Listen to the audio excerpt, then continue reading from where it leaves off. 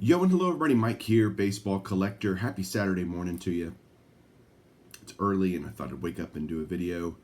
Got a bunch of stuff I just want to talk about, show a little bit of mail.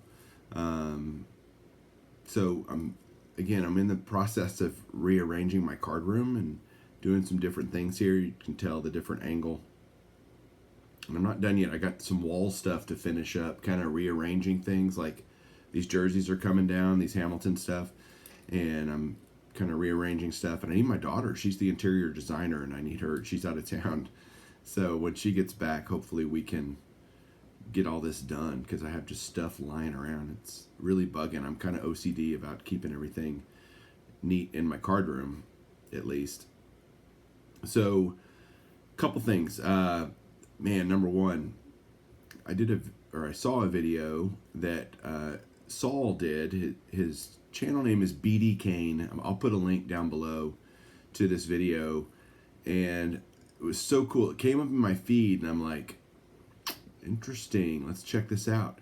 And sure enough, it was what I thought it was. I don't want to spoil it for you, but it was Beast related, and he did a project, and it's so cool. And it was a thrill to watch the video and watch what he did, and it's just awesome. So again, link will be down below to that video. Go check it out.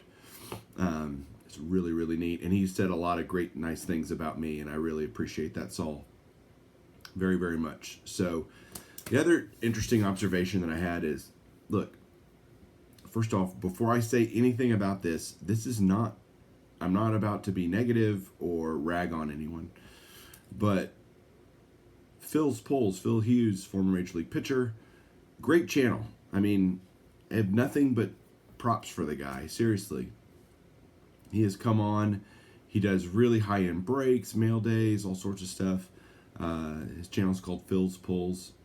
I promise you're subscribed to him if you're watching this, because he has 13,000 subscribers now. And he just opened 5 cases of Dynasty, which he pulled some just sick cards. It's really fun to watch that kind of stuff. But what I thought was very interesting is, he has 13. We think of our card community, YouTube card community, as being a very small niche, and it is.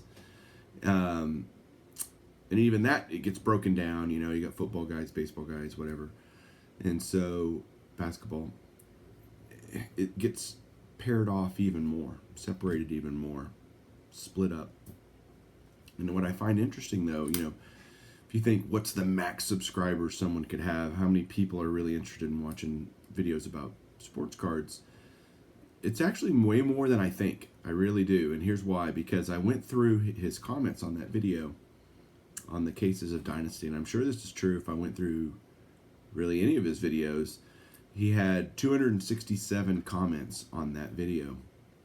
And when I looked through it, look, all of us, I think, pretty much know who our commenters are, because if you read your comments, which I do, read my comments, I read all of them and try to respond to as many of them as I can. I don't do 100%, but it's close.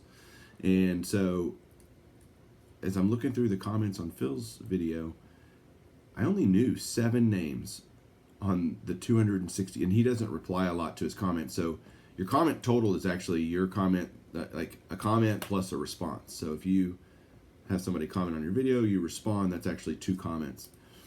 And Phil doesn't respond to a lot of comments. He has a lot to respond to, so I don't blame him, but he does respond to some. So some of those are his comments, but of the 267, I only knew 7 names, and I found that very, very interesting. I'm looking through the names, I'm going, I don't know who that is, I don't know who that is, I don't know who that is. And they have sports cards in their name. It's not like some random person that just watches his video. So it makes me think that the community is much, much larger than maybe I initially thought. And when I say larger, if I thought it was 3,000, it might be 5,000, 10,000, something like that number of people that actually at least occasionally watch videos about sports cards on YouTube. I just don't know how big it is. If you think about how big the National is, it's huge. Most of those people don't watch YouTube. But so it's just I think it's just fascinating. And he's getting a lot of traction, and he should. He's opening amazing stuff and doing a great job. So when I look through the comments, just not knowing so many of those people got me thinking, man, this is bigger. It's a bigger place. It's a bigger community, and that's great. That's just kind of interesting. So they just don't want to watch me. That's all, and that's fine too. So I did get a Christmas card. I've had this for a few days, so I just hadn't done a mail day video because I've been kind of waiting for some things to come in, which they haven't, and so I just thought I'd do a video anyway because I wanted to talk. I was watching the Phil's video this morning, and so that's why I wanted to do that. And it's from Jeremy IPTTM, is his channel, and he says, Mike, here's wishing you and yours a very Merry Christmas. Jeremy, he's a fellow Texan, so I love the Texas Christmas card. He sent a nice picture of his family, and he sent me a couple of very cool Juan Gonzalez cards. So thank you, Jeremy. I really appreciate that. Always fun to get stuff like that.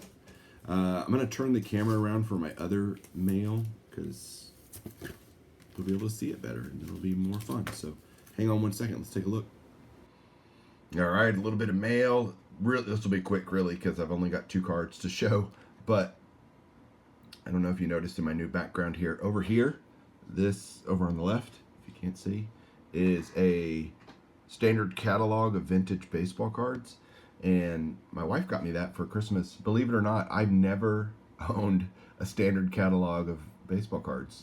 And so now I do. I was like, I gotta get one. Everybody talks about them all the time. And I bet they're really cool references, so I finally got one. And it was like $6 or something, so not expensive. That's the 2012 version, by the way.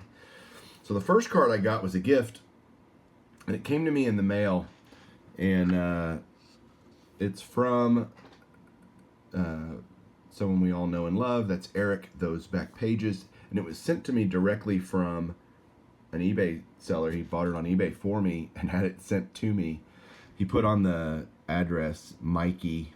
I thought that was hilarious, but this is very shiny, beautiful prism Jason Witten. I'd commented on a Jason Witten card that he had.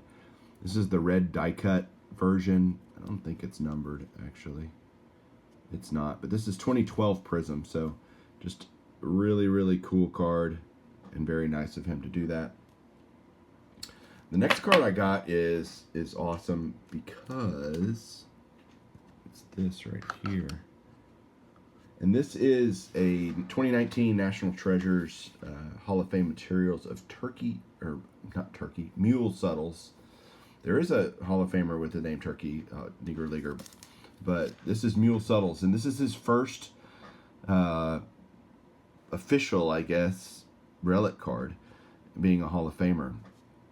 There's 196 Hall of Famers that have game-used cards, and it's something I definitely collect. And I need only 6 more of the 196. I have 2 on the way. Actually, I was like, there were 2 guys. I was like, man, I can't believe I don't have. Thought I had something of them. I didn't. So I immediately went out and bought something to add them because I knew they were easy. And then the last 4 guys that I need are Leon Day, who only has 1 game-used card, period. Josh Gibson, Walter Johnson, and Christy Mathewson, which actually I have a Mathewson on the way. I went and bought a Mathewson, which is a huge card. I can't wait to show it when I get it. But and so anyway, we are really almost finished with that. I got a few more to get, but they're really hard ones. So what I'm thinking is doing a rummage video, essentially, or showcase video, whatever you want to call it, where I show all the relics of the Hall of Famers, and I'm thinking about doing it tabletop style because I can just put them all out there and show it. So let me know if that's something you want to see. If you're into, there's not a lot of people, I think, into relic cards anymore because they've just become so standard. Like, there's just so many of them out there that we've become kind of numb to it. It's not as much of a novelty as it used to be. But I still like getting relic cards, especially of Hall of Famers. So let me know if you want to see that. If you want to see a showcase video with all of the Hall of Fame relic cards that I have. So thanks, guys. That's it. That's the mail. So appreciate you watching. Like, subscribe. We'll catch you guys soon, and keep collecting.